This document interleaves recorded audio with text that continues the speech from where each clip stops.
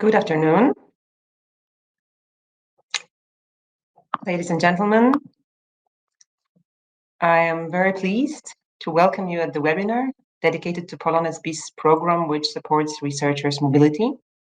It is implemented by NCN, the National Science Center, a Polish governmental executive agency which funds basic research. The first program of that kind was called POLONEZ, and it offered fellowships to over 100 researchers from all over the globe. This one offers opportunities for 120 people. So it's based on our previous experiences, and it's even larger than the previous one. My name is Justyna Woźniakowska. I'm the head of the International Cooperation Department at the NCN, and I want to encourage you very warmly to make a step beyond participation in today's meeting and to actually submit applications within this very special program. I'm very happy that we have participants from literally all over the globe today. I could see in chat that probably there's even more of you now. I didn't pick all of the countries that you're from, but I could see Finland, I could see Ukraine, I could see India, Nigeria, Brazil. So I'm really happy that we are all gathering here, even though we don't see each other. We can't see each other, but it's great that we are all here at the meeting. The program is special for several reasons, but just let me point to the fact that it is supported by Marii Skłodowska-Curie Actions. So those who are successful in this competition become Marii Skłodowska-Curie Fellows and beneficiaries of a Horizon Europe program of the EU. And also thanks to the EU support, they enjoy, which is worth mentioning, a salary which is more generous than a typical salary offered in such projects in Poland. Another crucial element which makes POLONEZ BIS different from other programs are opportunities for career development, which go far beyond completing the 24 months of your research project. And my colleague, Jolanta Palowska, who is the leader of this project, will tell you more about these career development opportunities, as well as eligibility criteria and application procedures. After Jolanta, Marco Constantini will share with you his experiences as POLONEZ Fellow at the Institute of Physical Chemistry of the Polish Academy of Sciences. So you will have a unique opportunity to listen to a researcher who actually responded to a POLONEZ call and decided to continue his career in Poland. And finally, the information crucial for all of you concerning proposal evaluation procedure and criteria will be shared with you by Anna Fiust, NCN Scientific Officer. The meeting will be ended by a questions and answers session. You can ask questions in chat, and please do so in question mode, which is by clicking on the question mark, which is in the bottom right corner. You can see it now on the screen. There is a question mark which turns blue at the moment when you click it, and then you can type a question in the chat box. One of you asked whether we can talk at this webinar. Unfortunately not. I think there's too many participants for that, but all of your questions will surely be answered if you type them exactly using this question mode, which I mentioned a moment ago. Please enjoy the meeting today. The webinar will be recorded and it will be made available on our YouTube channel. The links will be provided on the call announcement page at the NCN website, as well as the POLONEZ BIS website. So you can always come back to it if you want to listen to it again or make something more clear. Do not hesitate to contact us should you have any further questions that come to your mind after the webinar is ended. There's a whole team, fantastic team of my colleagues who are busy with POLONEZ program. They will be very happy to answer all your questions and help you out with all problems that you may encounter while applying. So I wish you a very fruitful and a pleasant meeting. And now I would like to give the floor to Jolanta Palowska. Thank you very much, Justyna, for this very nice introduction. Hello and welcome everyone to the first webinar for applicants in this edition, in this call of POLONEZ BIS program. This is our second call. And as Justyna said, we are going to talk about the program that we prepared with you in mind. And we're going to tell you how what we prepared so that you can benefit from all the aspects of this program as much as it is possible. Yes, you can now see the introductory slide. So this is just a very short reminder. We are talking about the postdoctoral fellowship program, which involves mobility to Poland. And it also involves a pretty versatile program for skills training. Justina already talked a little bit about the agenda, so this is just a glimpse of what is going to happen today. She also mentioned that POLONEZ BIS is co-funded by the National Science Center in Poland and the European Commission. But who is it for? Well, generally speaking, it's just for you, for researchers at any career stage, researchers of any age, any nationality, any gender, any citizenship. So this is the offer prepared just for you. Well, what is the offer? First of all, the program guarantees a bottom-up funding for the research project of your own idea. A huge part of this program is the guarantee of full-time employment for you as the principal investigator, so that the host institution that decides to take you on board does not have to think about the money to fund you or your research. And what's more, there are also overheads for the host institution. So when you start talking to host institutions, this improves your prospective negotiations as well. Are there any conditions? Yes, of course. There are conditions referring to the research experience. There are conditions connected with your mobility to Poland for the 24 months that the typical fellowship lasts. And another condition also already mentioned is that we can only fund basic research. What are the benefits? First of all, you will get a unique opportunity to develop maturity as a researcher. You will get experience as a financially independent project leader. We will offer you the combination of research and training in transferable skills. There will also be an element of intersectoral training in that. So this will allow you to go out of your usual research box. There will be options for the transfer of knowledge between the academic and non-academic sector, between you and your host institution.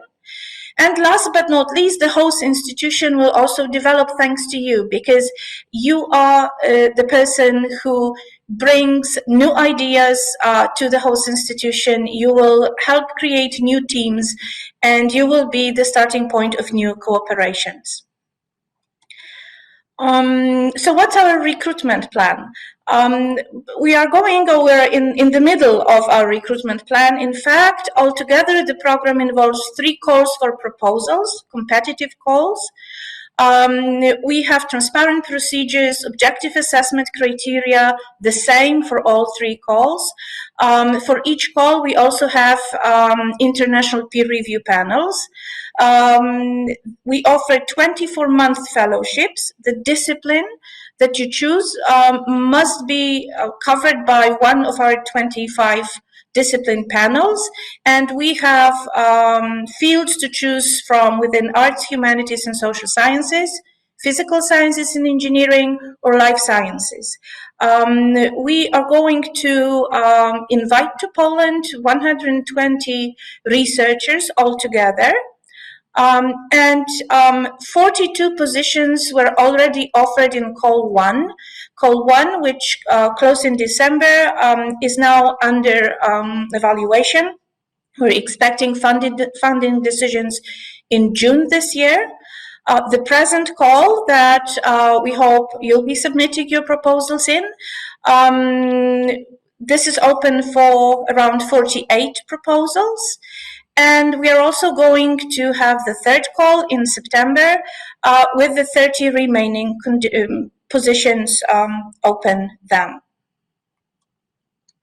What is the call line? For the present call, we opened the call about 3 weeks ago on March 15th. The submission deadline is June 15th, so you get 3 months to prepare your proposals.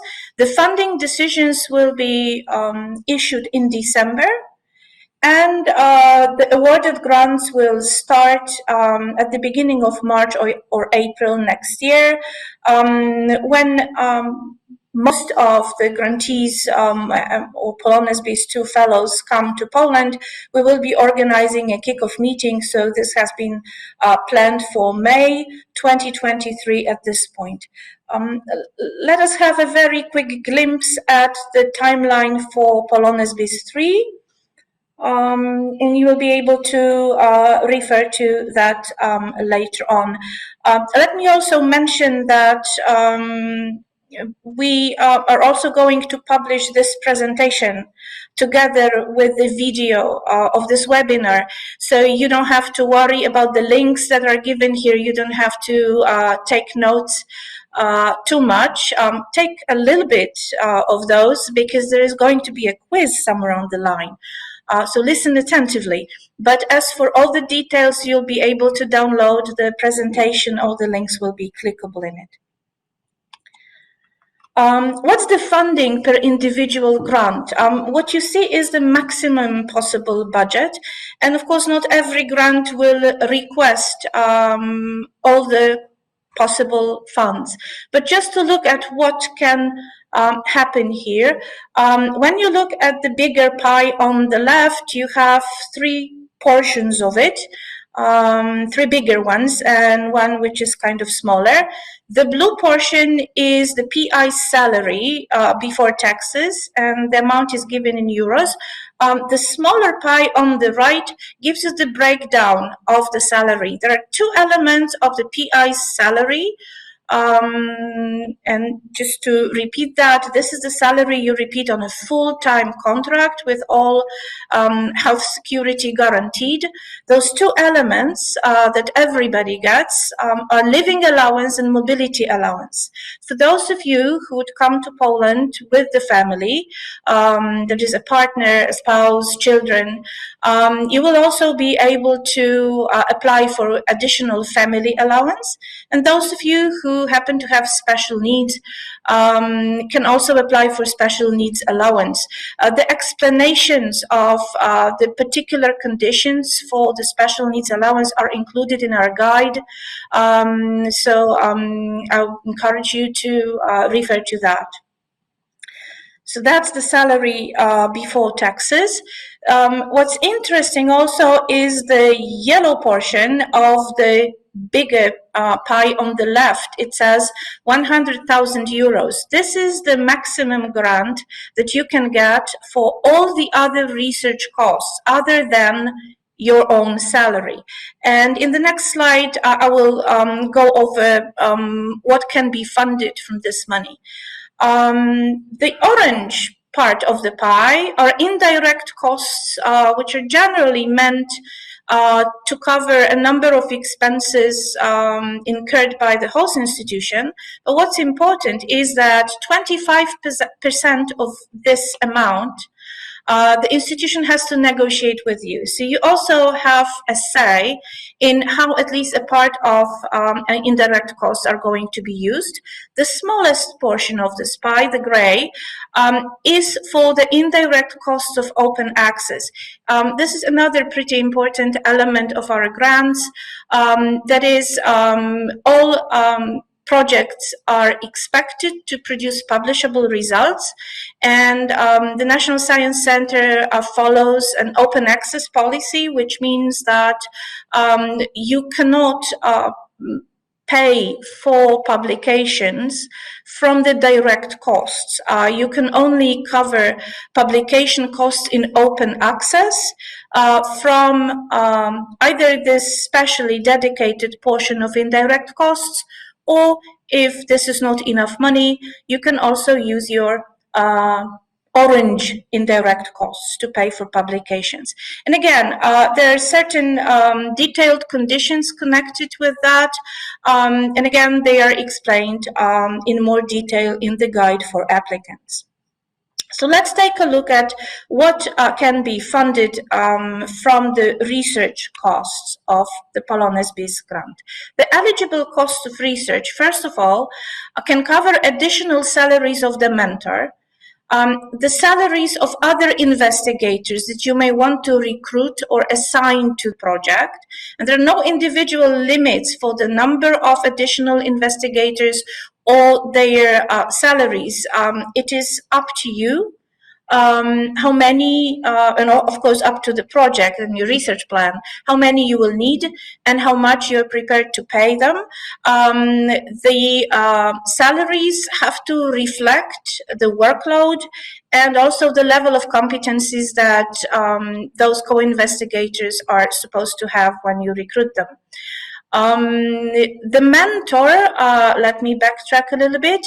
The mentor's salary is a bit more limited. The mentoring tasks, for mentoring tasks, the mentor can be assigned up to 2,000 Polish zloty per month. If you think that your project, the tasks of your project require or could benefit from the participation of students or PhD students, you can also hire them or grant scholarships according to the NCN regulations. The other direct costs that can be covered from the grant are the cost of small equipment, and there's a limit per unit here. Also consumables and supplies that are necessary to conduct your research. The cost of business trips, both for the PI and also for the research team members. And the business trips are trips to conferences, but also field trips if you need to include some field research in your project. Also trips for the intersectoral secondment if you will be seconded by an institution which is not in the same place that you host. You can also use this portion of your budget to outsource services to third parties. If you require cooperation with experts or consultants from abroad, or even from a different part of Poland, you can pay their travel expenses to your project site so they can advise you on the site. And you can also use the money to cover the cost of promoting the project and research results. And this also includes the maintenance of the project website. Our guide also gives you a list of the costs which are completely excluded, and pretty recently one more type of cost was added to the list of ineligible costs. And these are the costs involving institutional collaboration with Russia. In fact, proposals involving collaboration with Russian research institutions must not be submitted, so please do not plan such cooperation in your research proposals. Now, what to do before you start, because this is where we are. What is the first step in writing your POLONEZ BIS proposal? We'll start with reading the call text. We have produced a number of documents. There is, I think, about 25 different documents that you can consult. The contents of those documents have also been put in the frequently asked question type of mode, which you can see on the screenshot on the left. But we have also produced explanations to our requirements, and this is the guide for applicants. So we really do encourage you to leaf through those publications and ask us questions should anything be perhaps unclear or sound unfamiliar. The second thing, right after reading the requirements and the call text, is to start thinking about writing your proposal. And when you start thinking about writing your proposal, there are three actors that we think you should have in mind. So the first and foremost is your research project, because this is what this call is all about, innovative research projects. So that's something that you probably have, a great idea to put into practice. Then, of course, there is a principal investigator. That is yourself. So think about your own assets. Think about where you already are, and think about what you want to accomplish. And third, the last but not least, think about the host institution. You have a choice. You can choose academic and non-academic host institutions. But the most important thing is what's in the center of this graph. That is, think about how to make those three elements meet, because what the reviewers and experts will be looking for when reading your proposal will be to answer the questions, are those three actors the best possible fit? That is, do the goals of the research project and the expertise of the principal investigator, and the research environment offered by the host institution, do these three elements guarantee that the goals can be achieved? So let's now have a look at how POLONEZ BIS proposal reflects those three elements. So when we think about the research project, right, you'll be looking at the correct choice of the NCN panel. This is really important. You will hear about it from Marco in a bit, and then from Anna, who will be talking about how proposals are evaluated. Then you'll be writing short introduction to your project, an abstract, which will be then sent to the reviewers so that they can decide if they want to review your project or not. You'll be then thinking about the short and detailed description. You'll be thinking about planning a sequence of research tasks and also planning the ethics issue. So you can see that I have put all these elements, and these are also separate sections of our proposal. I have put them on the left side, on the same side that the principal investigator is, because these are the points that the principal investigator has to plan. But of course, when you have an idea for your project, you have described it, you have the research tasks planned, you will have to start thinking about the resources that you need. And in planning the research team, in planning your budget, in planning the data management during and after your project, you have to consult the host institution. So this is why for these elements, you should already start looking to the right, look towards your mentor. He or she will help you out planning those. There are also sections of the proposal which are devoted to the principal investigator and to the host institution. So we're asking the principal investigator to show us and the reviewers that he or she is indeed eligible to take part in this call. There's a section devoted to the research track record and a section called Career Development Plan. This includes the dissemination plan, and in fact, this is the impact section of your proposal. When it comes to the host institution, again, there is the eligibility of the host institution. We're looking also at the mentor's research track record and the host institution capacity form. And for those institutions which are not in the public finance realm, there is the question of state aid and perhaps some additional documents. So this is also something that is within the expertise of the particular host institution that you choose. So let's take a look at the principal investigator's profile, and there are elements of eligibility in this. So who are we looking for? We're looking at experienced researchers, and by experienced researchers, we mean PhD holders. We ask them to upload a scan of the PhD diploma in the submission system.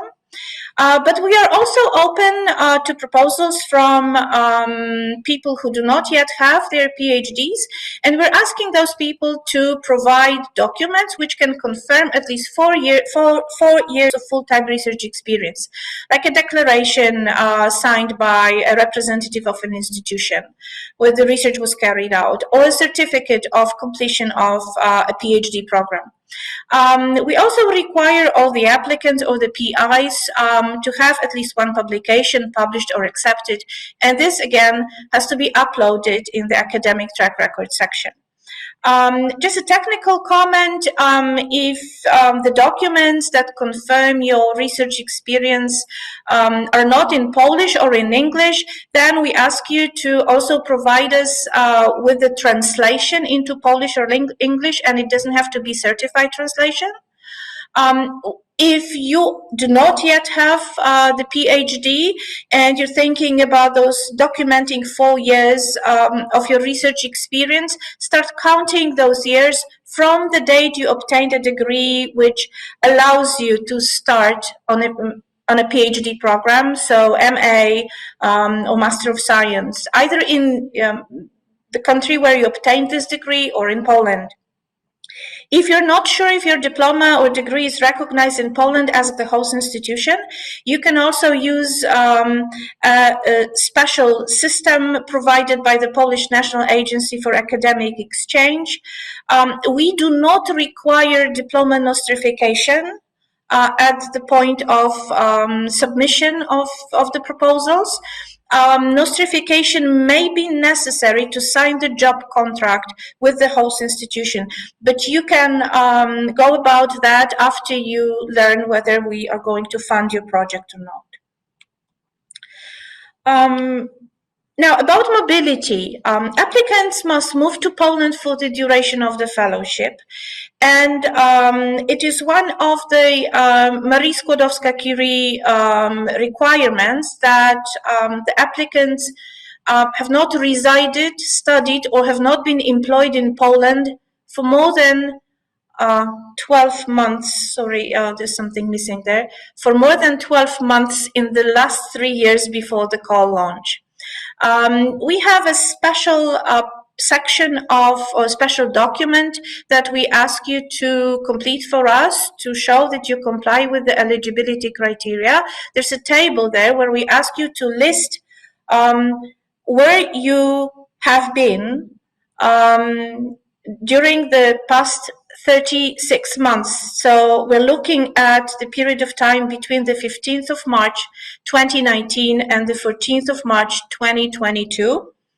And for each stay that you describe in the table, we expect you to have some kind of supporting document, for example, a work contract, a study certificate, perhaps a proof of payment of tuition fees. Of course, one document is enough for each period listed, and we would like you to combine the completed table with the scans of those documents and upload those into the proposal system. Now, we prefer that those supporting documents be in English, but we understand that sometimes it is not possible. We do not ask you to translate these supporting documents for mobility, but if those documents are handwritten, they may be difficult to read. Sometimes the documents use different numbers, not Arabic numbers. So if this is the case with our documents, just help us read them, circle the relevant dates, provide a note with conversion of those dates into the same format that you can see in the table. So it will take us less time to formally screen the proposals here. We are looking for principal investigators who are ready to make a commitment to Poland, because the program offers you full-time employment in Poland. So we expect you to reside in Poland for the entire project funding term. This means that you will be available to the host institution during the project funding term. Of course, this obligation does not apply to the time you spend on business trips related to the project. If you have planned field research abroad, this does not include holidays, time of work. We expect you to be ready to participate in at least 3 two-day training courses, and they're most probably going to be organized over weekends. So there's some extra commitment that we expect of principal investigators. But we can tell you that we are going to organize and pay for those training sessions ourselves, so you do not have to use any of your research budget on that. We also expect you to carry out an intersector secondment phase, and again, this is explained in detail in the guide for applicants. We also expect you to be committed to 1 grant and 1 place of employment. So there are certain exclusions that apply during your funding term. Are there any restrictions on applicants? POLONEZ BIS 2, the second call, will not fund any researchers funded before from POLONEZ or POLONEZ BIS. We will not fund those researchers who already were principal investigators in any other project carried out at a Polish institution within the past 3 years. So the precise dates are given here. And also, if you apply to more than 1 call in this edition, or if you have another proposal under evaluation or still undergoing the appeal procedures, as long as these things are happening, you cannot apply for POLONEZ BIS. You cannot sign the proposal on behalf of the host institutions. That's another restriction. You may, however, resubmit a proposal which was rejected in POLONEZ BIS 1. So those of you who still have POLONEZ BIS 1 proposal under evaluation, please check your mailboxes and look what's going to happen. Pay attention to the dates. If you receive a rejection decision, you may still have some time to submit your proposal for POLONEZ BIS 2. If you have submitted a proposal to another funder in Poland or abroad for similar tasks, if this proposal is still under evaluation, you may apply for POLONEZ BIS 2, but if you get funded in both calls, then you will have to make a choice. You will have to decide which proposal you will carry out. I can see there's a number of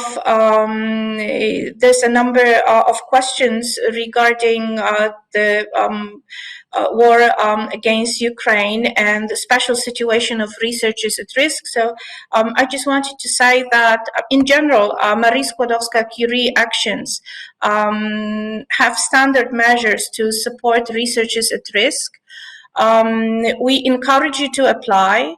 The standard measure under the action is that the time spent in Poland as part of procedure for obtaining refugee status does not count towards the 12-month limit imposed by the mobility requirement. We have talked to our project officer at the European Commission, and we have received preliminary consent to introduce certain simplifications for the eligibility check for refugees who fled Ukraine without relevant documents. And also, we have their consent to extend the rules applied to applicants who are in the refugee status procedure. We are allowed to extend those rules to individuals which are now covered by the Temporary Protection Directive. Now, we are now in the process of getting these solutions accepted by the National Science Centers Council. This should happen this week, so the final decision and the updates will be published as soon as it is possible on the POLONEZ BIS webpage and also on the main webpage of the National Science Center. So please stay in touch. As soon as we have the good news, we will communicate it to you. What's important at this point is that because there is no statement from the European Commission that would exclude individual researchers from the Russian Federation, we follow the exclusion of institutional cooperation. But as of today, and as long as the European Commission does not tell us otherwise, POLONEZ BIS is open to individual researchers of any nationality, any citizenship.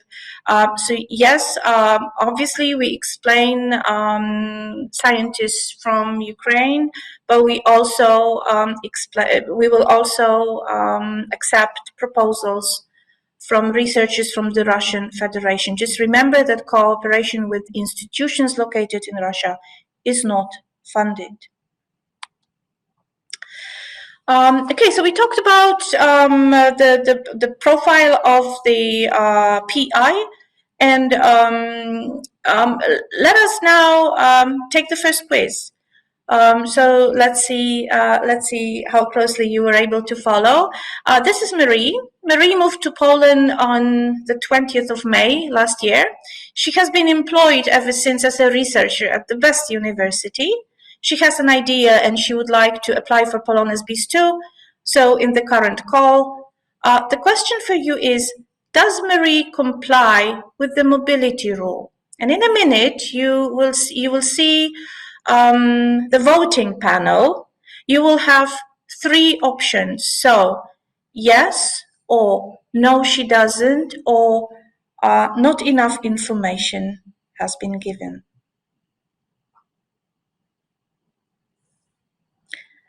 So I'll give you some time to vote.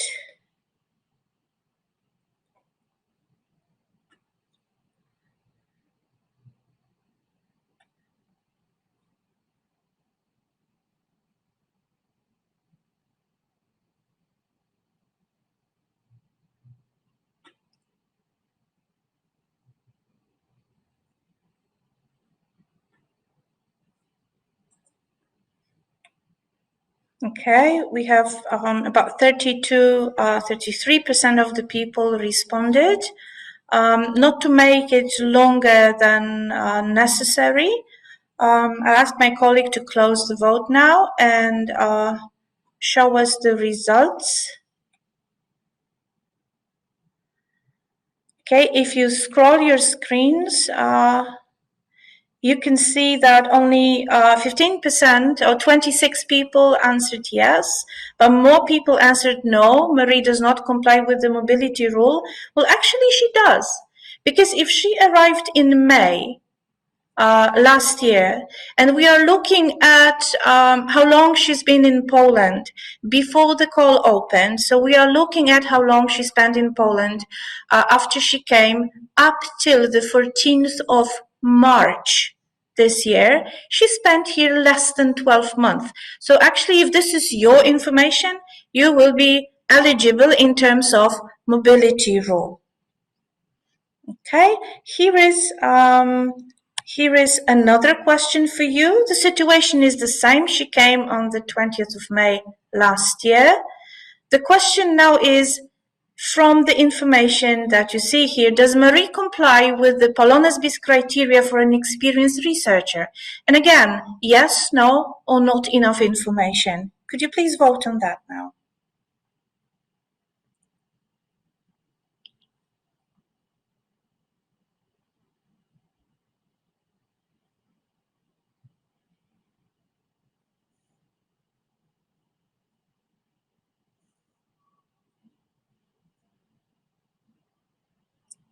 Okay, we have 54 people voted.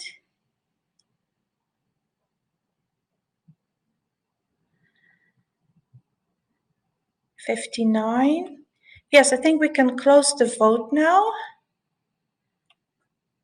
And the majority of the voting participants were right. We do not have enough information to say that, because we only know that Marie has been working as a researcher, but the information that I gave you in the slide, can we come back to the slide, please? Thank you. The information does not say whether she is a PhD holder or how much experience she has got working as a researcher. So we would have to talk to Marie a little bit more. Okay, so Marie has to go and look for her research experience, but Marie also has to go and look for the host institution. And when we're looking at the host institution profile, this is actually what you can choose from. Your choice is pretty wide. You can choose any legal entity with a registered office in Poland.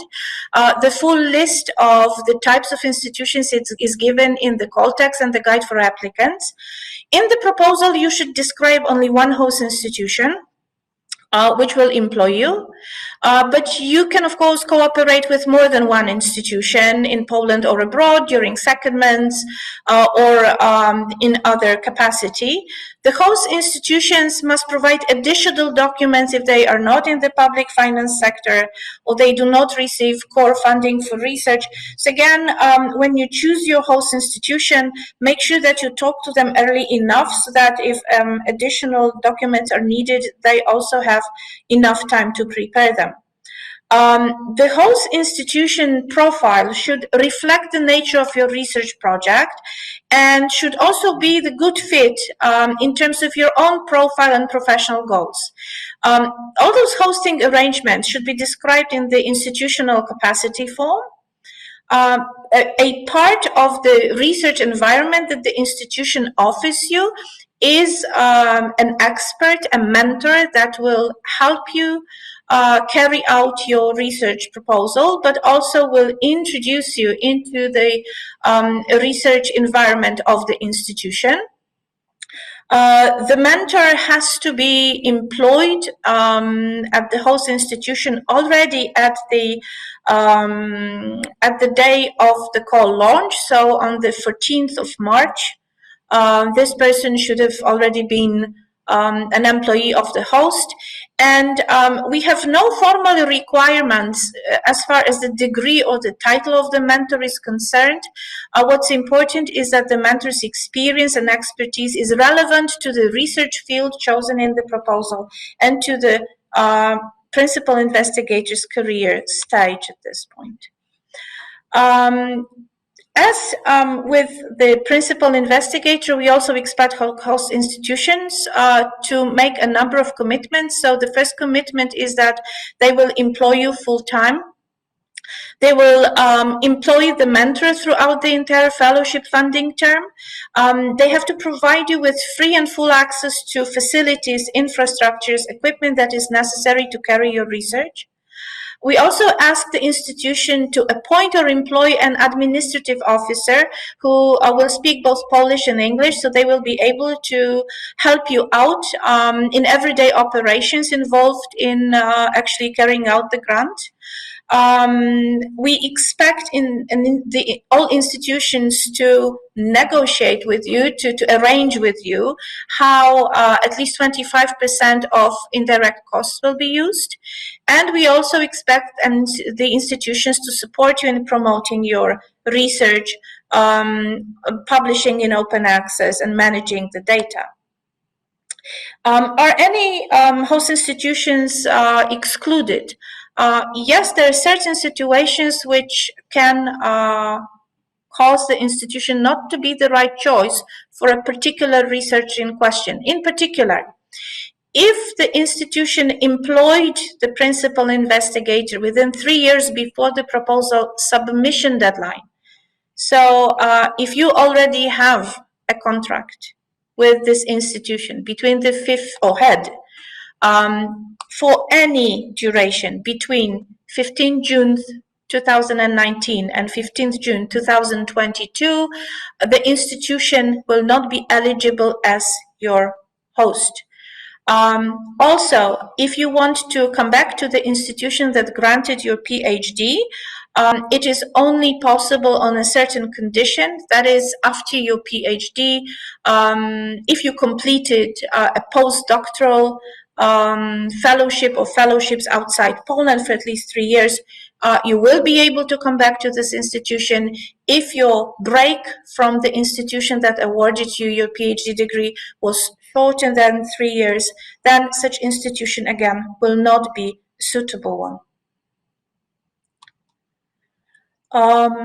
So now let's look at Mary again. Again, the Mary story has not changed.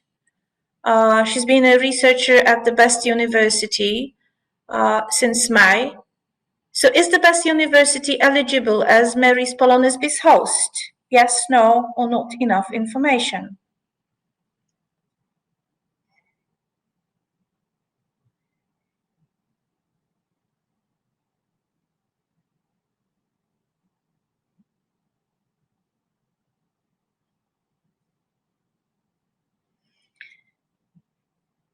Okay, 49, 54 people voting.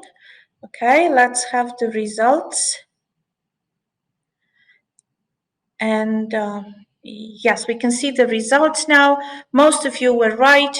The best university cannot be Mary's POLONEZ BIS host institution because they already employed her. She is their employee already. So if we can get back to the slides, this is Mary's situation in conclusion. She spent 10 months working in Poland in the period between or during the 3 years before the call launch. So she complies with the mobility requirement. If she can find the documents to support that she does have the required experience, she can apply for POLONEZ BIS too, but unfortunately not with the best university. So what should Mary do at this point? Well, she should try find a different host institution, or if the host institution is very much interested in keeping her, she may decide to become a mentor and invite somebody else to become a POLONEZ BIS fellow under her mentorship. But if Mary would like to look for host institutions, we have included here two reliable links that give you a pretty good description of the Polish research landscape. And from those two pages, you will be able to scroll down and click, and they will lead you towards the web pages of particular institutions. We are also inviting you to use the dedicated partner search tool dedicated for POLONEZ BIS. This is an online form that allows you to look at the expressions of interest from different host institutions in Poland, and you can filter the institution according to a number of criteria. But this is also where you can publish your own expression of interest. To do that, you will have to create an account and register as the partner search tool user. To browse through the offers, no registration is necessary. There are instructions on the page, so I will not go into details of that here, but please come to this page and look at what we have in store for you. There are two elements of the proposal that I would like to go through right now, and these are the career development plan and also the host institution capacity form. I'll spend some time on them because they are not standard elements of grant proposals. So the career development plan that we ask you to prepare on top of all the other sections of the proposal is in fact about the project impact. But the project impact has to be assessed against the background. So the career development plan is in fact a document where we ask you questions so that you can assess where you are now and where you would like to be by the end of your POLONEZ BIS project. So as with research, when you start with looking at the state of the art and you identify some gaps for research, we are inviting you to look at your own professional development as a separate project. So we ask you first about your previous project experience, previous training, intersectoral experience. We ask you to assess the professional strengths that you already have. And there's a table for that. We give you 4 sets of skills and we say, look at those, think about them, and decide, have you got them? Or perhaps there is some area there for development. There is more specific guidance for this part in the guide. So again, we give you all the help necessary to go through that. Once you have decided where you are, and where those areas for development are, we want you to look at what you marked in this table and define goals to address at least some of the knowledge and skill gaps. So this is how you tell us, this is what I want to do, because this I consider the area of my professional development for the 2 years to come. Perhaps in many for those skills, you will actually say that you are very proficient in those. So if there is a high degree of expertise on your part in any for those skills, then this is what we ask you to share with others. Okay, so question number 5 in the career development plan is about transfer of knowledge, okay, to the institution, perhaps to other students, perhaps to your team.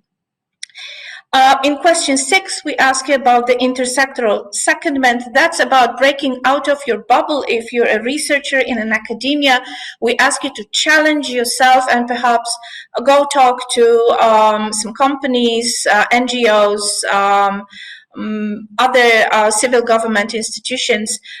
If you are coming from outside of the academia, we ask you to challenge what you have been doing so far and plan the secondment. Question number 7 is a typical recruitment question because for long-term goals, this is what everybody asks. Where do you see yourself in 5 years' time? And this is basically what we're also asking you. And for questions 8 and 9, these are the questions about how you plan to reach others, to tell them about your project results. So this is about the dissemination to other scientists, but also about outreach activities that will be directed to the general public. Now, once you have answered those questions, discuss them with the prospective mentor, because the mentor should know what resources exist at the host institution to help you reach your goal. So remember, this is all about the best fit. And I would like to very shortly comment at this point about the host institution capacity form. We discussed this with host institutions during the special webinar for them. But just very shortly, host institution capacity form is an opportunity for the host institution to present such aspects of their offer that cannot be presented for various reasons in the mentor's academic track record. So as with you, we ask the host institutions to give us the background, to give the reviewers, the experts, the background description of what these institutions are, what is the state of the art. And what's important here is that those institutions do not repeat the information that was already included somewhere else in the proposal. And then there are questions at the very end of this form when we ask the institution, what can they offer you to help you carry out the grant? So this is where the host institution should demonstrate the resources they have, and when they should demonstrate that those resources will help you reach out your scientific goals and also your planned professional development goals. And again, there's detailed guidance for this part in the guide for applicants. Some technical points: the completed host institution capacity form cannot exceed 5 pages. So when you talk to the mentor about that, make sure that the information there is to the point. You can remove the instructions in italics, so that's pretty technical. The capacity form has to be signed by the authorized representative of the host institution, who also signs the certification that the or certificate of submission of the proposal. What's important is that you can generate this document and send it to the authorities for signature when the proposal is complete and cannot be edited anymore, and you can upload the host institution capacity form even after the proposal has been logged. We will be publishing very detailed technical instructions for the submission system probably tomorrow. So the whole procedure of signing the proposal and locking it will be described there. We have also included a checklist of all the documents that need to be signed and uploaded in the PDF format to the submission system. We know that this presentation just goes about that very fast. So you have a table with the list of all required attachments on page 13 of the guide for applicants. So, are you ready to apply? As Justina said at the very beginning, as a National Science Center, we have a good record in successful performance of such projects. The POLONEZ coordination team of 4 people dedicated to helping you will be here all the way to support you from the very beginning to the final report from your project. Over 100 POLONEZ fellows already completed those grants. 40 of them stayed in Poland and successfully applied for further NCN grants to continue their research. You can meet the fellows by watching an interview with some of them that we filmed, but what's more, you can meet one of our fellows right now, right away. So I'm very, very pleased to be able to give the floor now to Marco Constantini.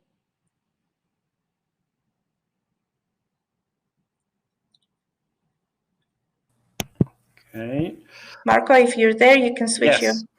Can you hear me? Yes. So hello, everybody. So my name is Marco Constantini. I'm a researcher here in Poland at the Institute of Physical Chemistry of the Polish Academy of Sciences. Of course, I would like to first thank all the organizing for inviting me and give me this opportunity to tell a bit of my story, of my journey here in Poland. Okay, so my journey in Poland started 10 years ago. So this year will be my 10th anniversary. And it started actually with an unannounced visit exactly at this institute where I'm working right now. And after 10 years, so from this unannounced visit, I became a group leader. I would just spend one slide to describe a bit my scientific path and also my research interest.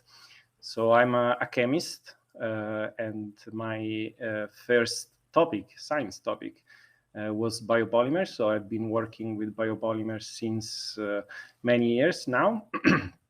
And during this year, I developed the interest in few research lines.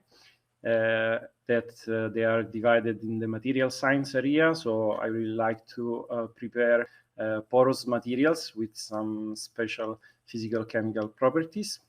But I also started to apply biopolymers for tissue engineering and organ regeneration and repair. So I also have been working a bit on bioink formulation and so 3D bioprinting and organ on a chip. These two research lines recently they have converged to the topic of to the core research of my group, which is digital manufacturing. And as you can see in this slide, at the moment, the group is composed of few people with a multidisciplinary background. So we have biomedical engineers, software engineer, we have biologists with us, chemist and 3D printing specialist. So just to give you some overview of my research journey in Poland, as I told you, everything started 10 years ago. And as you can see, I've been through some milestone, and I visited first the institute here during my PhD. So I was doing a PhD in Rome at La Sapienza University, and my first visit in Poland was here at the institute, and it started in November 2012. And as you can see, my first memory here in Poland was actually cold. I'm sorry, but it is true, because I landed 1st of November and there was already a lot of snow. And I searched for some picture, but I actually found this discussion that is really funny, because it is dated the day before I arrived, and people were discussing in this Polish forum about the Polish winter that was coming at that time, and they refer already as the most severe Polish winter.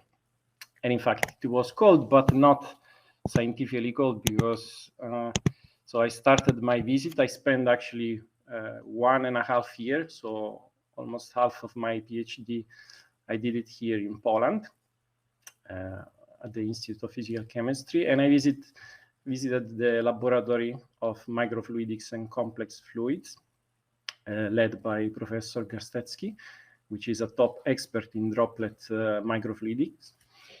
And during this visit, I really learned a lot, and I also I had a lot of outcomes. So first of all, I had this opportunity to work in a top leading laboratory in droplet microfluidics, and we managed to really publish and do top research with Professor Garstecki. So my first outcome of this visit was really great. I was really, really happy. Another outcome of this first visit was that Professor Garstecki introduced me to top leading scientists here in Poland, but also abroad. And this was really good, because as you may see in a few slides, this network of people that he helped me in creating, which is really important, as you may know, he then affected the following years of my, let's say, career. So I visited first Professor Wojciech Szczęskowski at the Warsaw University of Technology. And then during my Polonez project, I visited Professor Takeuchi in Japan at Tokyo University, and I also collaborated with Professor Stone from Princeton. So really top leading scientist. Another outcome of my very first visit in Poland is that Professor Garstecki also introduced me to the Polish research system, which is, of course, as a PhD student, young, with no knowledge about the research system, it was quite important. And probably some of you may know already a bit about the system, but here in Poland, there are 3 main agencies. Of course, the National Science Center is one, and is financing basic research.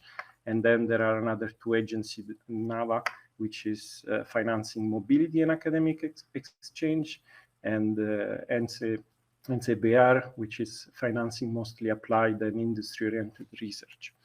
So the landscape is quite full. And of course, about the National Science Center, I would like to highlight this aspect that for me, for my career was very important, is that there are plenty of opportunities independently of your research, let's say, experience and career. So you can apply for some project at any stage of your career, which is quite great. So after my first research visit in Poland, I came back to my, let's say, alma mater in Rome. I defended my PhD.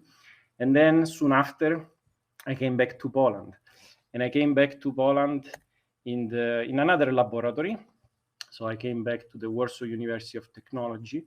And as I mentioned before, it was crucial, my first visit in Poland, because during this time I managed to meet and know Professor Szczęskowski, which is a world top expert in biofabrication.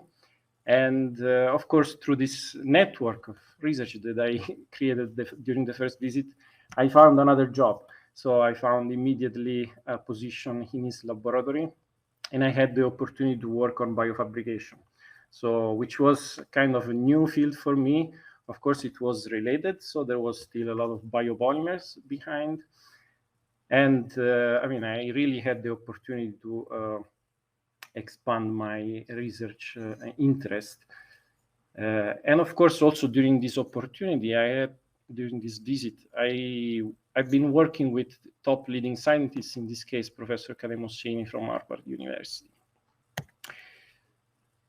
And after this, let's say, second visit in Poland, I mean, here you can see that my path wasn't really a straight line. It was rather articulated, as life it is.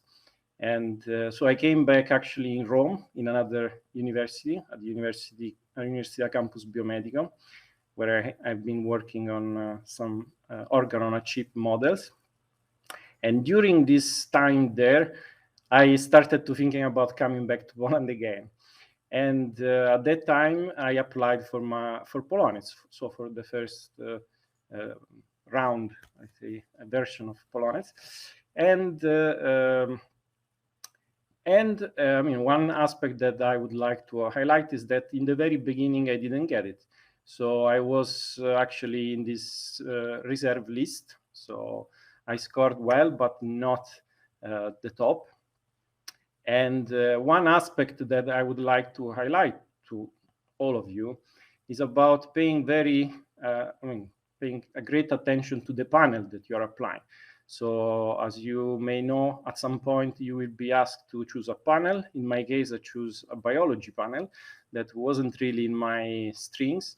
So probably this might have been a mistake. But so in your application, I really recommend to check the NCN panels. And as I told you, I was put in this reserve list.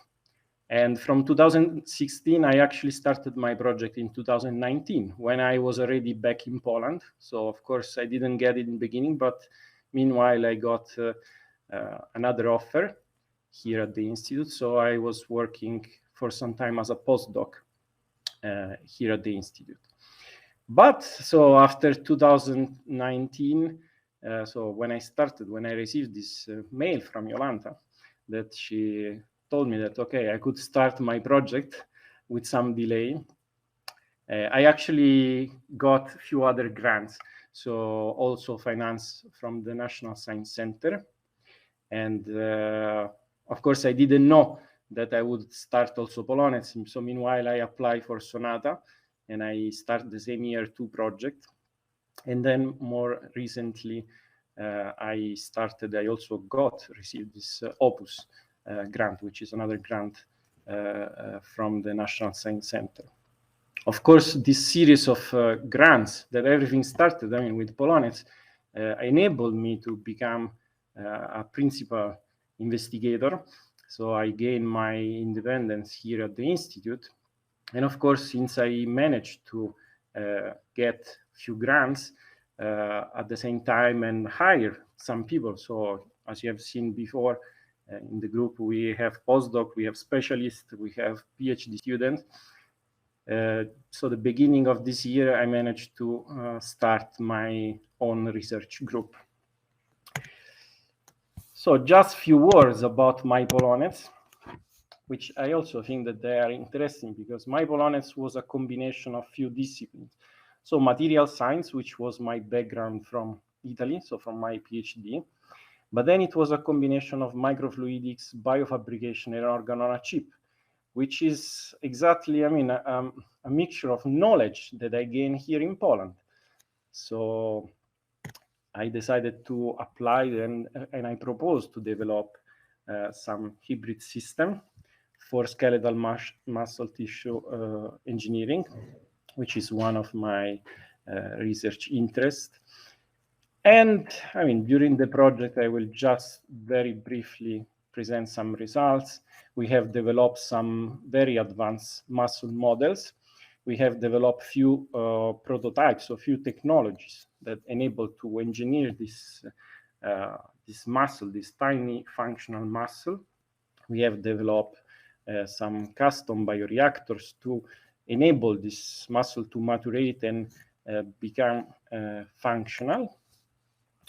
And I'm sorry, this is a PDF presentation, but here in the right, you could have seen this muscle finally contracting and being functional. So my message to all of you, this was my, let's say, research experience, my research journey here in Poland. As you have seen, I went back and forth many times from Italy and Poland. So I would like to, of course, point out some reason why I believe all of you should apply and possibly move to Poland to pursue your research. So first of all, I think that it's a land of opportunity, which means that there are a lot of grant opportunities at any level funded by different agencies, and you can, of course, get your research independence, which is quite important for your career. So this is, in my opinion, is one of the very positive side of pursuing research in Poland. Then it's also very young and dynamic. This is, according to my experience, the research system is also designed to support these international collaborations. As you have seen, there is one agency that is actually financing just this type of project, but also the National Science Center. When you apply for any project, very often you can also include in this proposal some partners from abroad. So the system is designed to be really dynamic and to be international. Also, my experience was really nice and positive. I managed to work and I discovered a lot of really nice places to do research here, top really renowned scientists. And Poland it's plenty. There are plenty of very good researchers and research centers. And of course, as the last point, I would say that it's also a beautiful country. So you can find very nice historical cities and especially natural destinations. So if you like nature, Poland, it's a very good country. As a challenge, I must say, as a non-Polish speaker, probably language barrier is one of the most challenging things, one of the things that will challenge you, because of course as maybe you don't know, or maybe you know, that Polish is considered one of the most difficult languages in the world. And of course, you will have to deal with a very difficult language. So this might be the biggest challenge. But here in the institute, most of the people speak English, so everything is run in English, so you will not have big problems. And of course, this is my last slide. I wish you good luck in your application, and possibly we will meet here in Poland. So, of course, if you will have some question for me, I will be happy to answer them.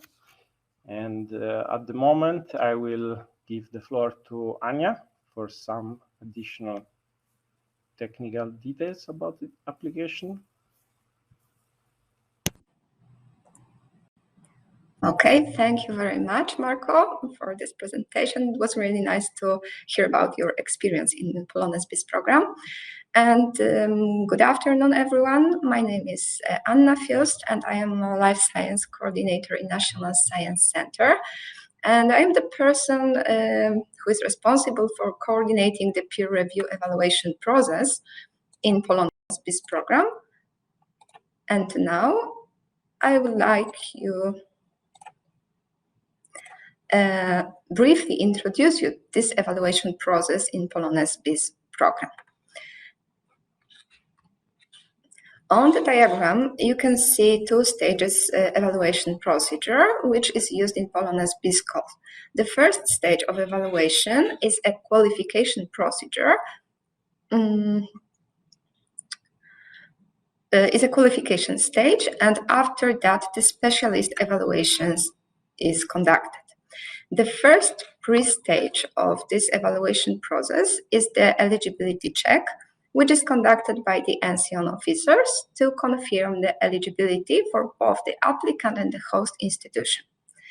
And each proposal which passes the eligibility check is sent to two expert panel members who assess the project individually based on the short description of the project and, of course, all additional informations provided in the project. After that, expert team members meet together during the first expert panel meeting. They discuss projects and choose the set of projects which pass to the second stage of evaluation and those which should be rejected at this stage.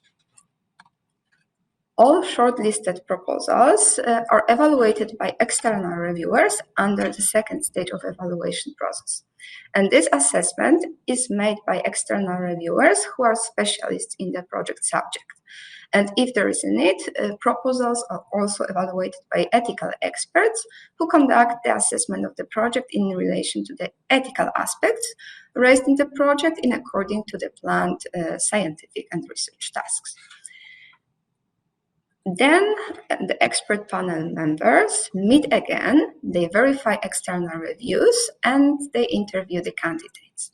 Based on that, expert team decide on the ranking list of projects recommended for funding and those which are going to be rejected at the second stage of evaluation.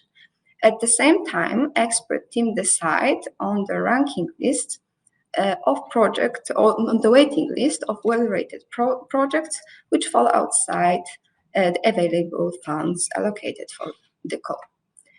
And those projects from the waiting list could be funded in case of any applicant resignation on the ranking list. And of course, all applicants received feedback from experts.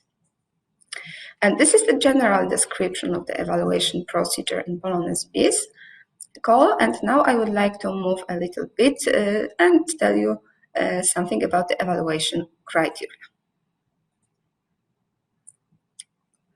The evaluation form for experts consists of, I'm sorry, I have some technical problems here. Okay. Consists of two parts, the scored questions and a few general questions which should be answered by yes and no. The first part of the form is divided into four general parts, which are regarded to the project assessment, the qualification of the principal investigator, the assessment of the mentor and the host institution, and finally, experts assess the potential impact of the project on the career development of the principal investigator. Under the project assessment, there are a few questions about the scientific quality of the research project, and experts are asked to assess if the project was prepared in a reliable manner and if it fulfills the criteria for scientific project. Additionally, experts assess if the project refers to the basic research area, which is defined as the experimental or theoretical endeavors undertaken to gain new knowledge of the foundations of phenomena and observable facts without any direct commercial use.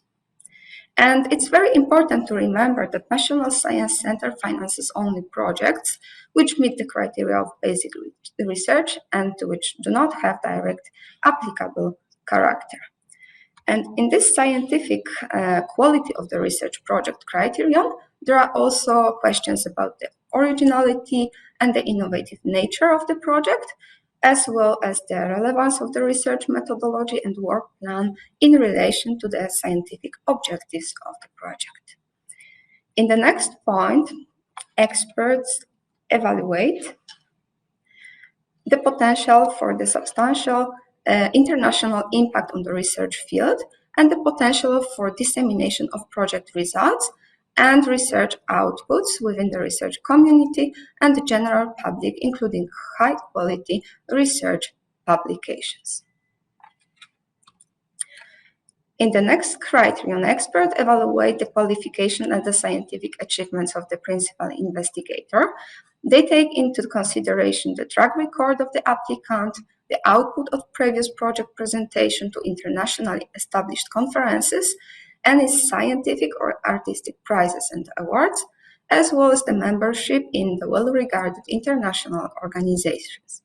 Moreover, experts assess other competences of the principal investigator, like managerial, translational, or intersectoral experience. But not only PI is assessed by experts, but also mentor.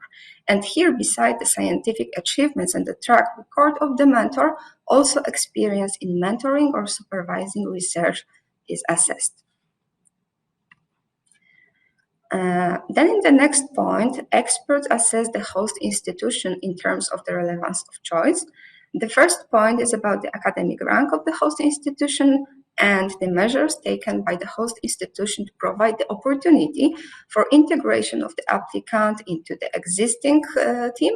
Additionally, experts take into consideration the quality of the institutional environment in terms of providing the adequate facilities, equipment, and other resources, which gives the opportunity to the principal investigator to conduct the research and to increase the international networking.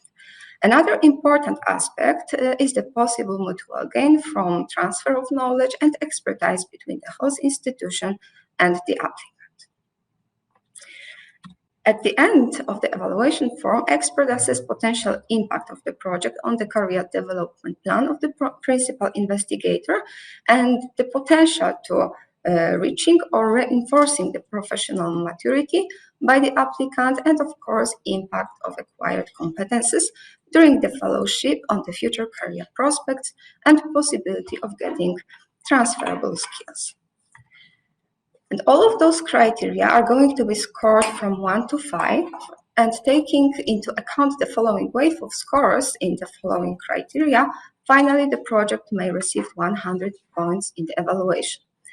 And please remember that basing on the arranged threshold in POLONEZ BIS call, only projects which are scored finally for at least 70 points may be recommended for funding or be located on the waiting list. All projects below this cutoff score line are going to be rejected on the second stage of evaluation. And as I mentioned before, after the scored criteria, experts also assess some general questions regarding to the additional aspect of the project. And one of the most important aspects is part of evaluation on the budget of the project. According to National Science Center general rules, there are not any possibility to negotiate or change the budget of submitted project. And the budget should be prepared in a reliable manner, and all expenditures planned in the project should be justified in regard to the work and scientific tasks which are planned in the project. And experts may accept the budget in the form it is presented in the project, or may reject the project due to not justified budget. So please remember to pay the special attention on this aspect of the project. Additionally, in this form, we also have the question about the data management plan, if it is addressed properly. And in the evaluation form, experts are also asked to decide on the ethical issue raised in the project. And this criterion is assessed by the expert team members during the first evaluation stage, and if needed, also by ethical experts who are appointed to evaluate those aspects in selected projects. And the proposal may be rejected on the basis of not appropriately addressed ethical issue on the second stage of evaluation process. And particularly, two additional questions regarding to the use of human embryonic stem cells in the project are presented in the evaluation form, and both questions are necessary to select projects with use of human embryo stem cells. And projects with positive assessment in at least one of these criteria require obtaining the additional approval from the Ethical Committee of the European Commission. And the last question in the evaluation form refers to interdisciplinary character of presented research. And in POLONEZ BIS program, interdisciplinary proposals are those which integrate information, data, techniques, tools, perspectives, concepts, or other theories from two or more groups of disciplines as defined in National Science Center panels. And to sum up this part of presentation, I may say that the evaluation form is prepared in that way to enable experts to reverse and evaluate all aspects of the project. And now I would like to tell you a few words about the experts and reviewers who take part in the assessment, about their rules and duties. And the evaluation process is conducted separately and independently for each of three scientific domains adapted by National Science Center. So in art, humanities and social sciences, life sciences and physical sciences, and engineering field. And each expert team consists of experienced researchers, mainly from outside Poland, selected by National Science Center Council. Experts represent the different disciplines within the following group of disciplines, but they are not necessarily specialists directly in the subject of the project.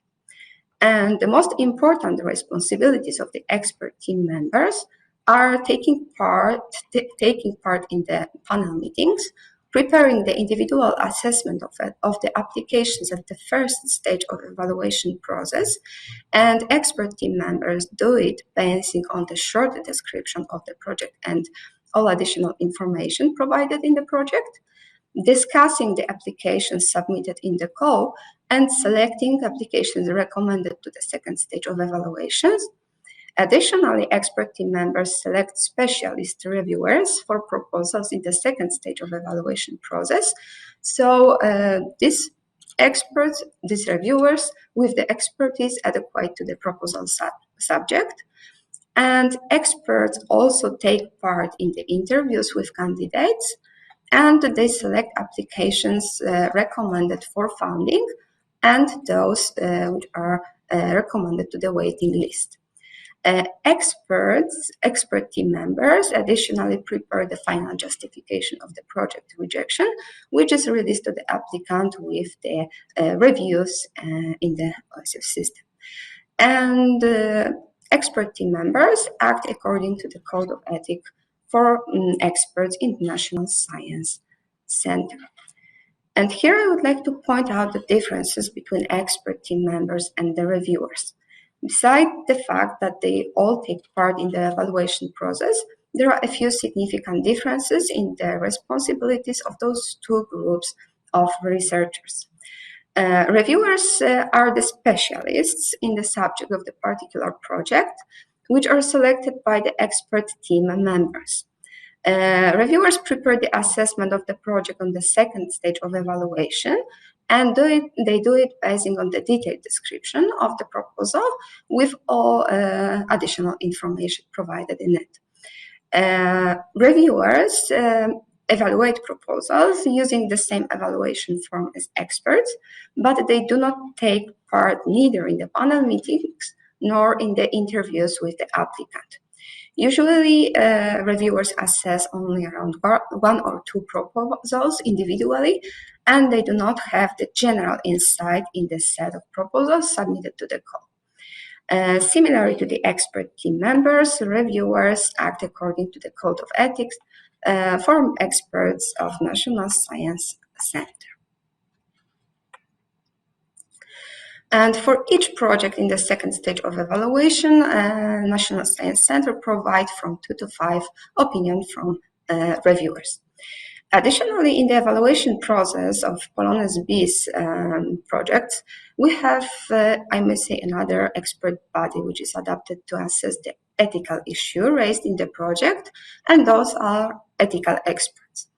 There is one ethical expert team appointed to work in all of 3 scientific domains we are working in, And this means that the same experts may assess projects from each scientific domain adopted by National Science Center.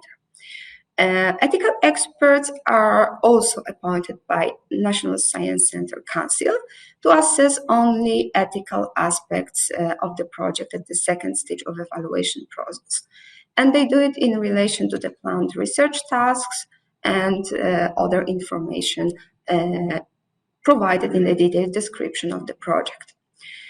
I would like to underline that the ethical experts do not refer to any merit aspect of the project. They focus only on the ethical issues, expected ethical approvals in regard to the scientific assumption of the project, and planned research tasks. And in general, ethical evaluation is dedicated to all projects for which experts on the first panel meeting have any doubts connected with the ethical issue, and those which were pointed by the applicant to have any ethical issues mentioned in the ethical issue form at the project preparing stage. And the role of ethical experts is to confirm that any ethical aspects have been addressed properly in the project, and in case of any doubt, ethical experts make any suggestions and recommendations how to correct or improve this ethical aspect, ethical section in the project.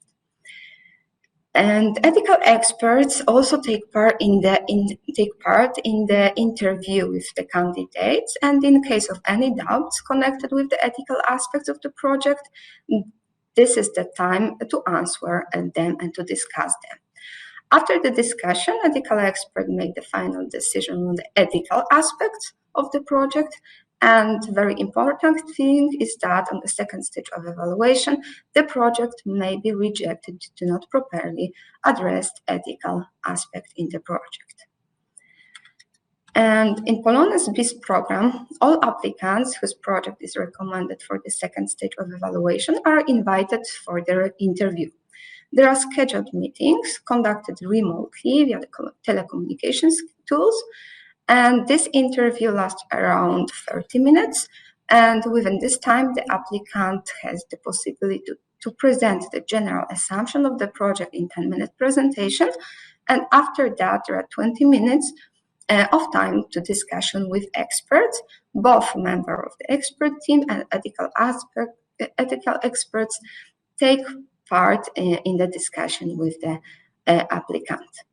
And detailed information about the date and the time of the interview will be released to the applicant for 14 days before the meeting.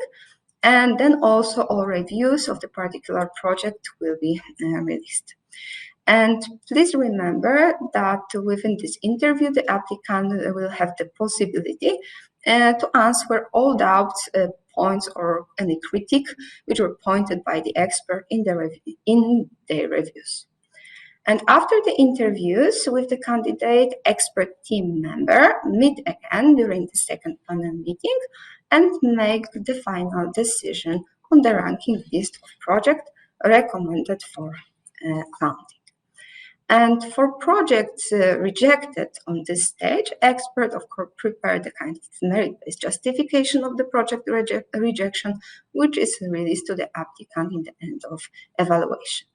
And during the second panel meeting, experts also decide on the waiting list of the projects which pass the 70 points threshold of qualification for funding, but which were not qualified on the ranking list due to limited budget of the program. And the ranking list will be published no later than the first half of December 2022. And in case of resignation from funding by candidates on the ranking list, applications on the waiting list will be funded. And as Jolanta said before, in POLONEZ BIS program, we do not have any additional restrictions to resubmit the project, what means that in case of the rejection of the project in the evaluation process, you may resubmit your project in the next edition of calls. Of course, we encourage our applicant to correct the project before resubmitting it, according to the recommendations and suggestions made by experts in their reviews. Of course, it doesn't guarantee that the project will be funded, but in our opinion, it may help to make it more competitive. And this is the end of my part of presentation. Thank you very much for your attention. And now I would like to invite you to question and answer session. And the questions you asked on the question chat will be presented on the screen, and we will try to answer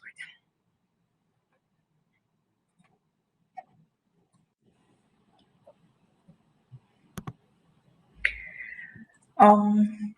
Yes, thank you for all the questions. You've been very active. I hope we'll have enough time to answer all your questions. The first question here is about the start date. Is it 1st March or 1st April 2023? Well, in the proposal, we give you a choice between those two dates.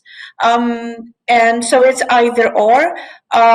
If you choose for your host institution, the institution who is outside the public finances sector, so for example, it's a private company, or it's a business, it's I don't know, it's any type of institution for which a state aid may apply, and the institution will know that, whether they are in the state aid area or whether there are public finances institutions. So if there is state aid involved, then you cannot start earlier than April 1st. Yeah. Is one eligible to apply if Horizon Europe MSCA individual fellowship was rejected? Yes. Yes, you can apply. Are there any age limits? No, there aren't any age limits.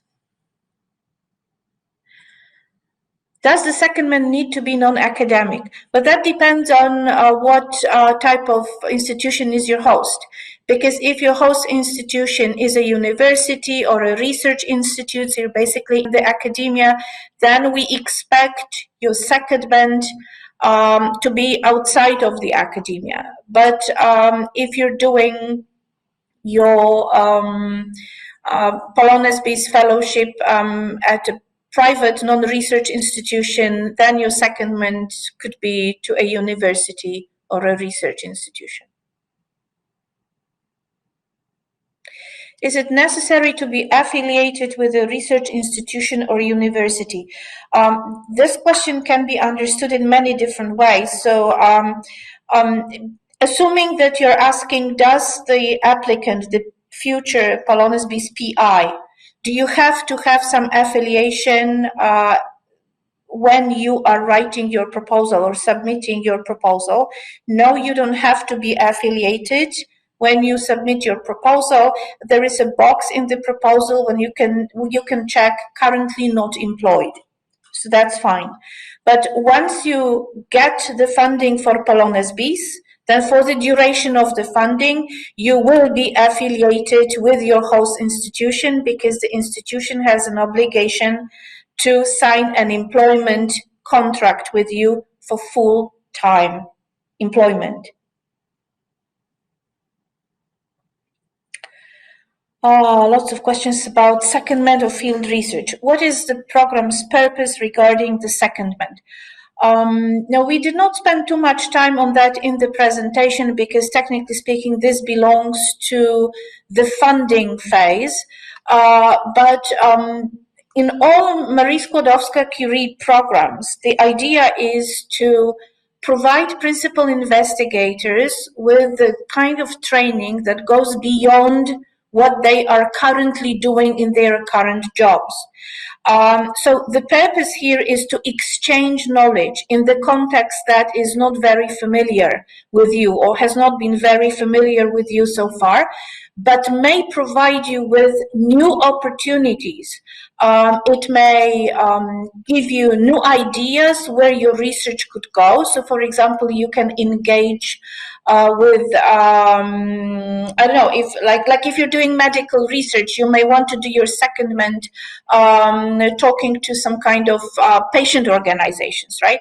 If you are doing I don't know, a civic society, then you can talk to NGOs, right? If you're doing anything that has a potential to be commercialized. Okay, we fund basic research, but sometimes when you do basic research, you can see that your outcomes have the potential for commercialization. So this, the Polonez grant will not fund your commercialization efforts, but we will fund your secondment at a company that perhaps you may want in the future to cooperate with for commercialization. So basically, the purpose of the secondment is exchange of knowledge. If you are doing something that, you know, it's very difficult to imagine for secondment, then you can think, okay, how can I reach the general public? Because after all, when we say that it's the National Science Center, it's the European Commission that funds your research, it's really your average citizen who pays taxes who funds your research. So basically, you may think along the lines, how can I get better at communicating my results and getting to this average citizen? How can I engage them? How can I reach out, promote science and doing research, and tell my fellow citizens that what I do is really important, right? So basically, secondment is there to let you see how others out of your typical context may see your work, may use your work. Perhaps if they're in a different context but also doing research, you may see how they employ different procedures. There might be a different work culture around some problems, right? So this is about going out of your typical box for knowledge exchange and knowledge transfer. Can it be related to the field research? Now, related in the way that, I mean, it's always related. Your secondment will always be somewhat related to the discipline you're doing your research in. But I guess what you're asking here is if you need to go to some place to actually carry out a portion of your research task, can you use your stay in that place, right, and combine the activities with the secondment?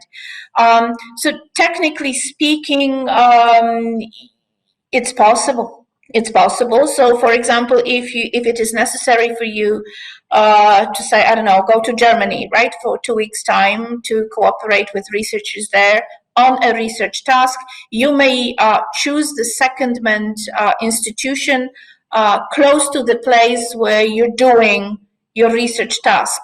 But you will have to be able to distinguish between those two elements. That is, you're not going on the secondment to carry out the research task in the project.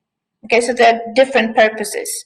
But yes, you can combine the business, two different purposes of the same business trip. So when you make arrangements for leaving Poland, yes, you can go abroad for like 2 or 3 months and spend 2 months doing your field research, and then while you're there, also find a secondment institution, also think about knowledge transfer, right? So you can combine those two purposes during one business trip.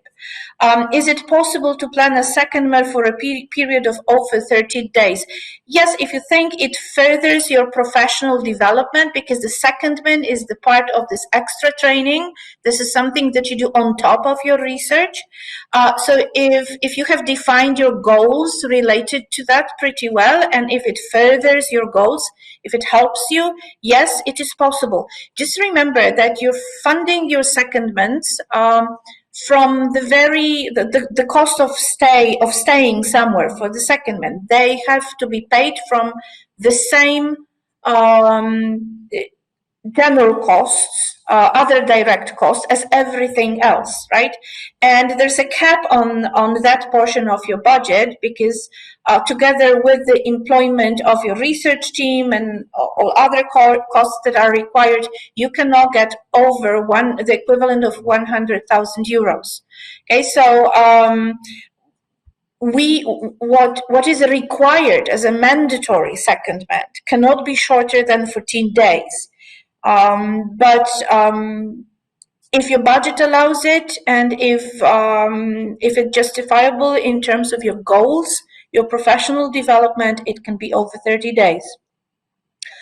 2 periods of 30 days into different sorts of organization, again, possible. You will have in your final report, you will have to say why you did it, why you decided to go to 2 different places, how did this help you to achieve your goals, I guess. The salary for the PI and the mentor, are these fixed? Yes, the salary of the PI is based on lump sums. In fact, the amounts that we present in the guide and in the call text, they cannot be changed. When you start completing your proposal, you will notice that there will be a question about, do you claim family allowance? The moment you decide there, yes or no, the living allowance and mobility allowance amount will be automatically pre-filled in the proposal. So you cannot claim less. These are the lump sums. For the mentor, it's different, because for the mentor, there's a cap on the monthly gross amount. You cannot plan more than 2,000 per month. So for the total grant for the mentor, you cannot plan more than 48,000 Polish zloty, but you can plan less, or perhaps the mentor may not want to be paid for mentoring as well. So it's fixed, but in a different way. There's a cap on the mentor's salary.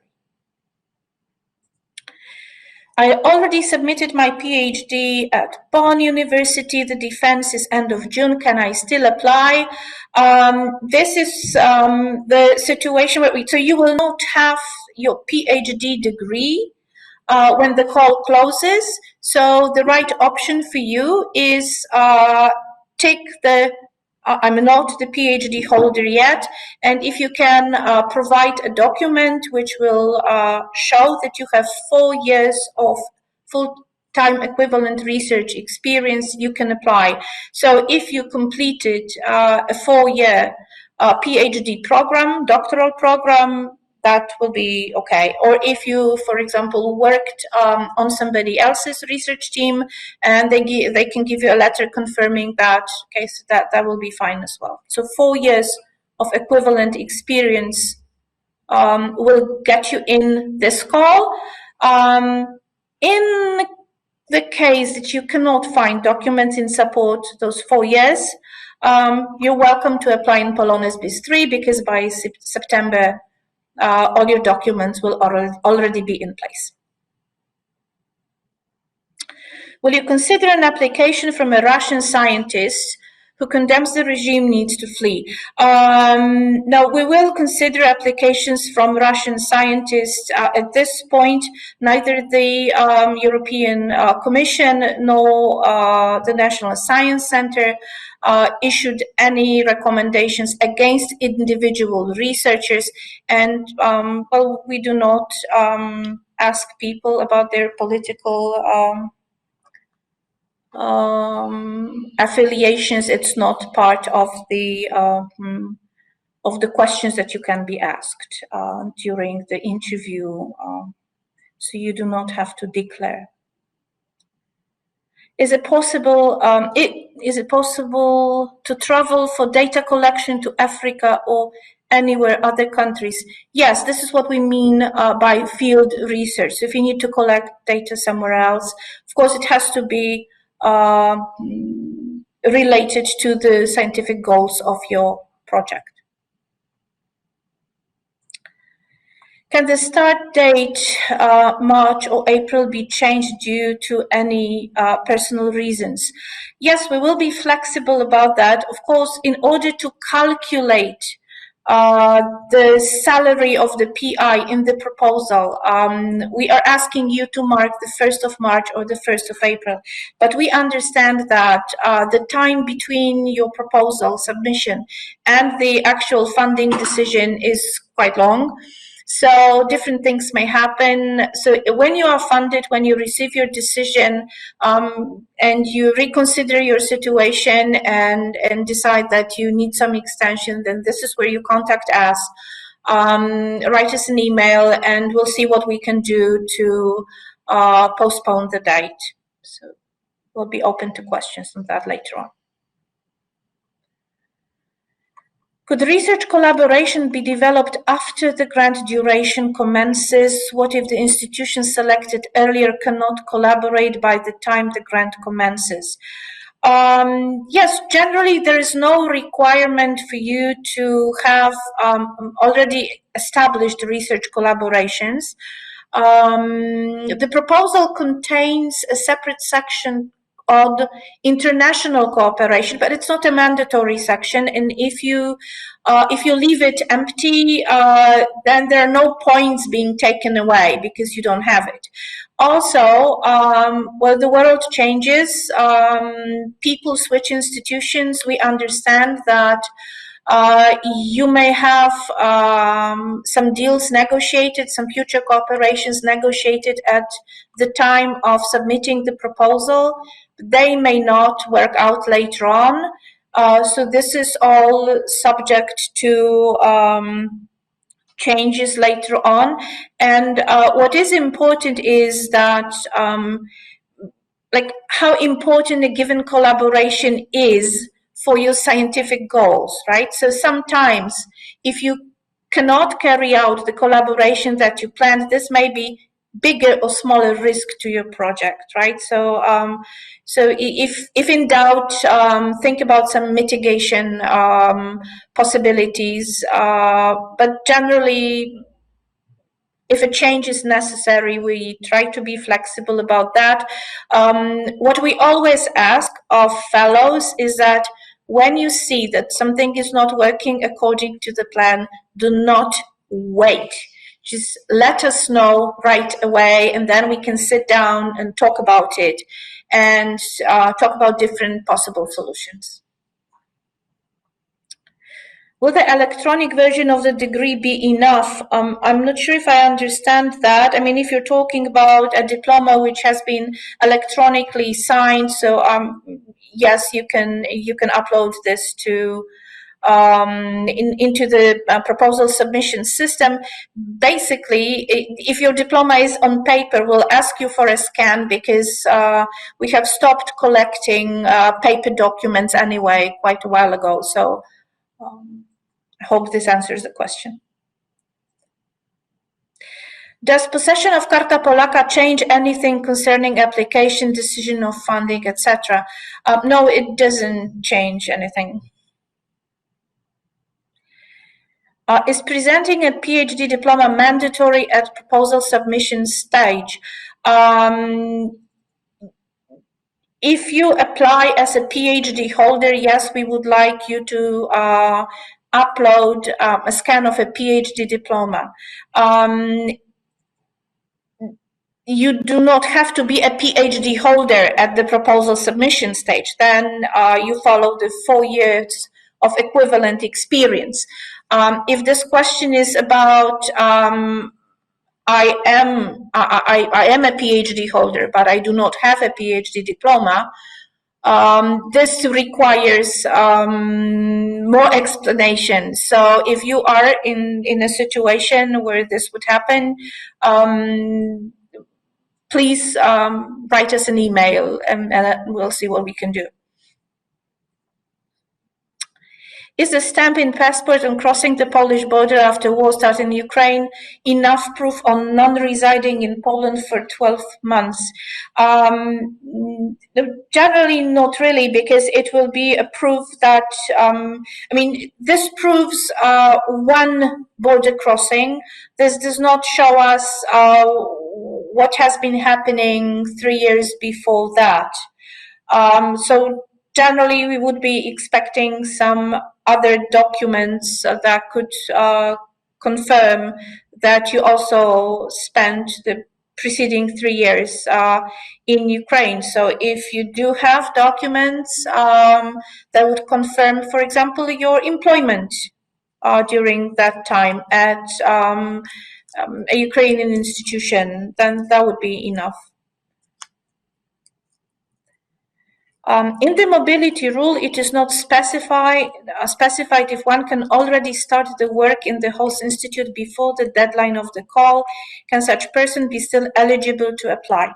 The reason this is not written under the mobility rule is that the mobility rule applies to the applicant, the principal investigator. The employment in the host institution before the deadline of the call does not exclude the applicant. It excludes the host institution to be the host for Polonez BIS. So if you already have an employment contract at institution X before the deadline of the call, you cannot do your Polonez BIS at this very institution. But if you have enough experience, so PhD or 4 years experience, and if your residence or employment in Poland during the past 3 years was shorter than 12 months, you can still apply for Polonez BIS, but with a different institution.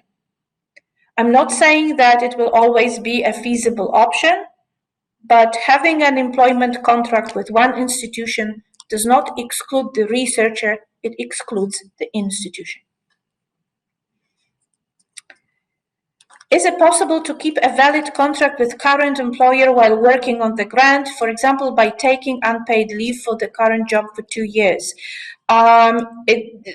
That would be so-called sabbatical. You can take an unpaid sabbatical at an institution abroad and move to Poland for 2 years. Yes, but if you cannot suspend a Polish contract, right? So if you have a contract with an employer in Poland, then you're already in Poland, so there's no mobility.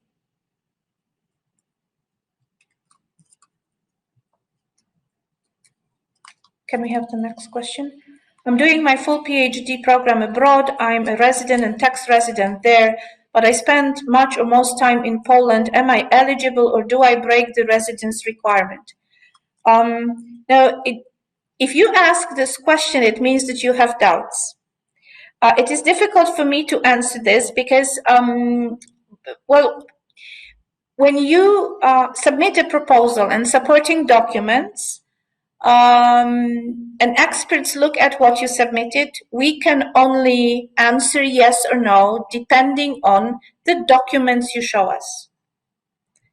Okay, so it is up to you to decide, really, right, whether you are in fact a resident of Poland, as you seem to be saying in the second sentence, or whether you are a resident there, somewhere abroad, and a tax resident somewhere abroad, as you say in sentence number 1.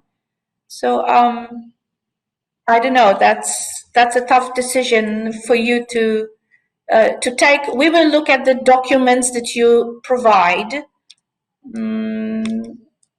for your residency and tax residency abroad.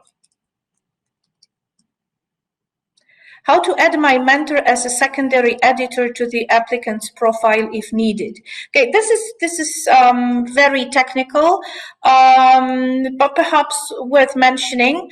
When you start working on your proposal in the electronic proposal submission tool, then you are the main editor of it. And when you look at the screen and you go to the left bottom part of the screen, there is a short line saying add an auxiliary editor.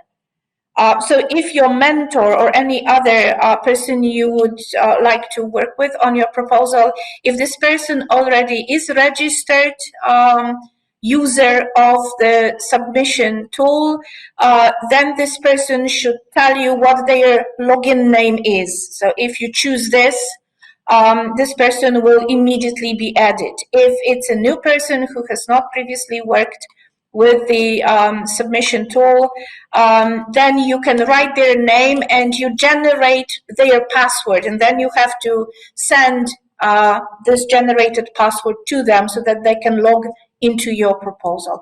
We will be putting out very detailed instructions, technical instructions like that, online tomorrow or the day after. So you'll be able to check this point out as well. Is a host institution a university or a faculty? If I obtained PhD from faculty A, can I realize my project in the same institution but in faculty B without fulfilling the 3-year rule? Now, our legal department tells us that even though it's the faculty that votes on the PhD degree, your diploma is actually from a university. So the answer here would be no.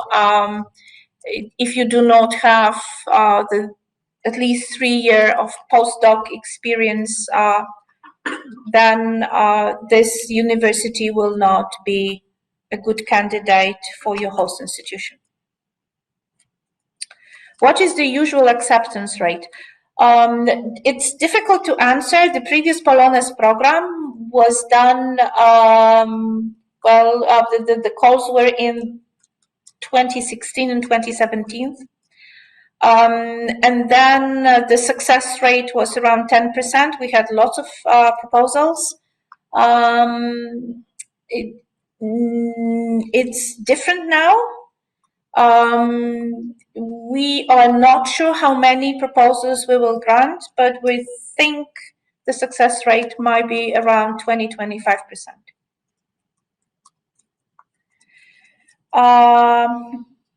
Do PhD degrees need to be notified? Is it just a sworn translation and the Hague apostille sufficient?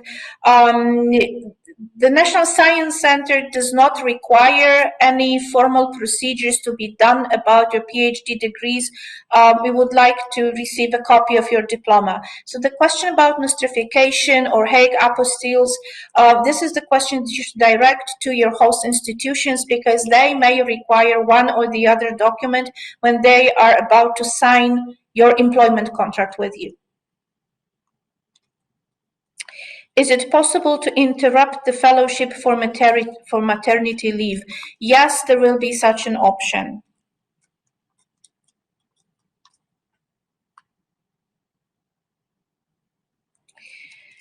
I have provisional PhD degree. Certificate is yes to be received. Can I upload the provisional PhD degree?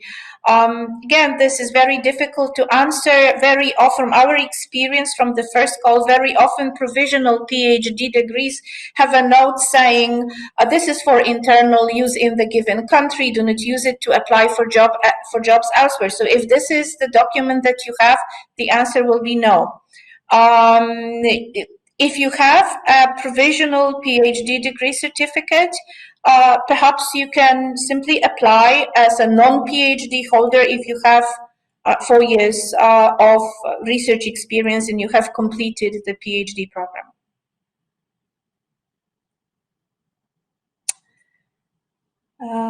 If the host institution is the same institution that granted my PhD, I must show 36 months of postdoctoral fellowships outside of Poland. How is a postdoctoral fellowship defined? Some position names do not include the word postdoctoral. Would they be counted if a PhD is required for these positions? My provisional answer would be yes. But again, it's kind of difficult to say before we see the actual document. But think, Anna, can you help me on this one? How do we have this? Have you encountered a problem like that in some other grants, perhaps? Where the postdoctoral fellowship is required, but a position does not have the name postdoctoral.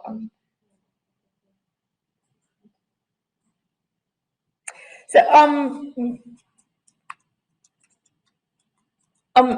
okay, not to extend this answer for too much. Let me find out. Okay, I'll consult and we'll add this answer to the presentation. Actually, this is another comment that I would like to make because we are now slightly over time. If there are questions in the pipeline here that we didn't manage to answer, we will take them down and we'll prepare written answers on slides to all the questions that were asked in the question and answer session. And we will publish those answers together with the presentation in the description of the video of this webinar. So I guess, Peter, do we have anything else that looks very important? Lots of questions in the pipeline, I'm being told. Okay, so if we have a lot of questions, then not to privilege some more than others. I think because we have reached the time limit, I would like to thank you very much for your participation. This is a thank you to all the presenters for being with us. Thank you for all the questions. As I said, we will take all the questions down and prepare our answers in writing, and we'll do our best to publish those at the beginning of the next week. Thank you very much again for staying with us till the very end. And we are always here if you want to ask us more questions, call us or write us emails to the Polonez BIS email box. You will find all the contact information in the guide. So thank you very much again, and let's stay in touch.